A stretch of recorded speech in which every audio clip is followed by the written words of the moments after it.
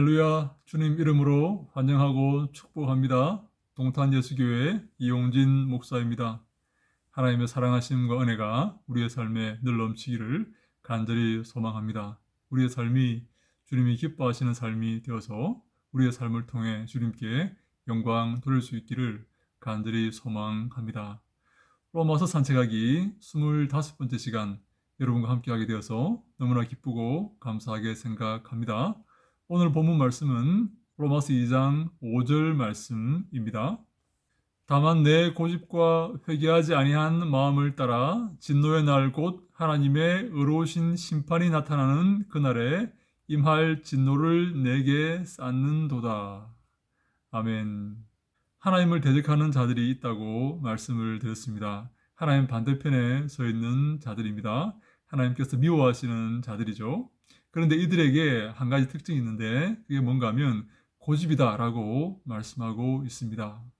이 고집이란 말은 완고하다는 말입니다. 단단하다는 말입니다. 마태복음에 그리고 누가복음에 씨 뿌리는 비유가 나오죠. 첫 번째 씨앗이 어디에 떨어집니까? 길가에 떨어집니다. 길가에 떨어진 씨앗은 그 땅이 너무나 단단하여서 뿌리를 내리지 못합니다. 그래서 새가 그 씨를 물어가 버리죠. 이처럼 단단한 마음, 완고한 마음, 말씀이 뿌리를 내리지 못하는 그러한 마음, 그러한 것을 표현하는 말입니다. 목이 곧은 사람이다. 그렇게 말할 수가 있겠죠. 회개하지 아니하는 사람이다. 그렇게 말할 수가 있습니다. 고집이란 말은 그래서 아주 안 좋은 말입니다. 자신의 생각을 끊고 내려놓고 주님을 따르고 주님이 기뻐하시는 삶을 살고 자기의 삶을 교정하고 바르게 해야 되는데 그 삶을 끝까지 고집하는 것입니다. 잘못된 삶을 주님이 미워하시는 정죄의 삶을 끝까지 고집하는 것. 그래서 고집이 많은 사람, 고집이 센 사람은 유의해서 보아야 됩니다. 좋은 것이 아닙니다. 어떤 사람은 선한 고집도 있지 않느냐, 하나님을 향한 그 고집도 있지 않느냐. 그런데 하나님께서 사용하시는 대부분의 사람들은 마음이 유하고 마음이 좋은 밭 같은 그런 사람들입니다. 그래서 하나님이 이렇게 하라 그러면 이렇게 하고 저렇게 하라 그러면 저렇게 하고 가라 그러면 가고 서라 그러면 서는 자신의 생각을 내려놓고 자기의 생각을 버리고 하나님의 뜻을 따르는 사람, 바로 그런 사람이 주님이 기뻐하시는 사람이다라고 말씀을 드릴 수가 있는 것입니다.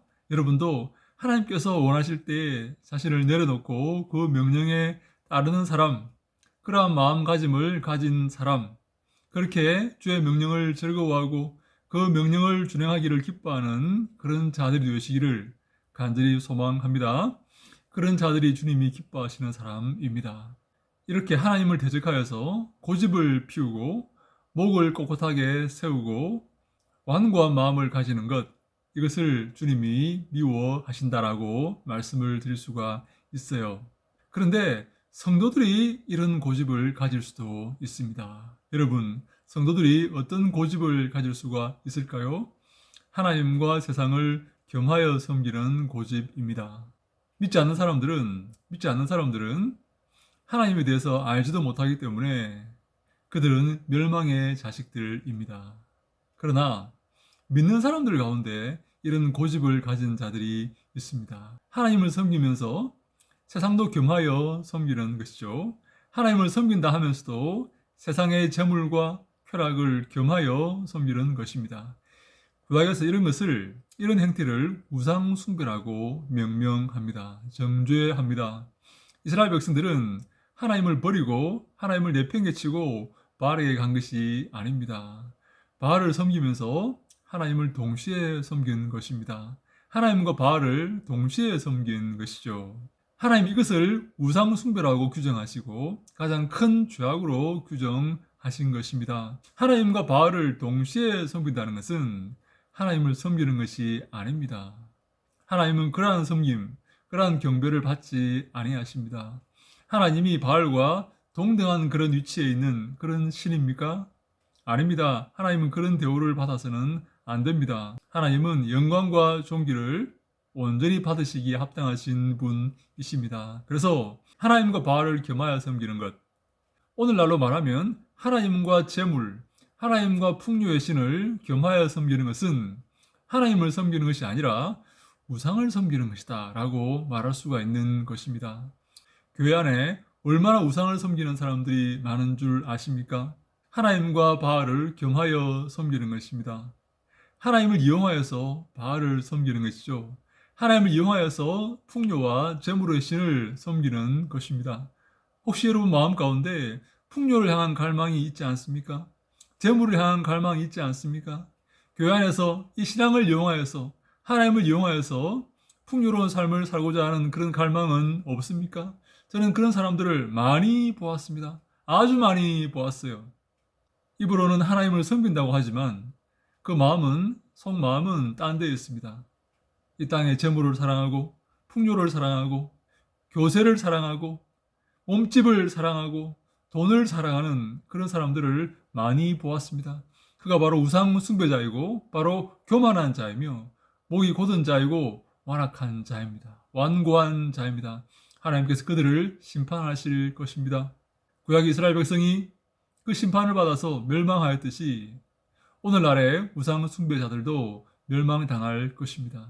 하나님의 의로우신 심판이 임할 그날에 그들은 하나님의 진노의 대상이 될 것입니다.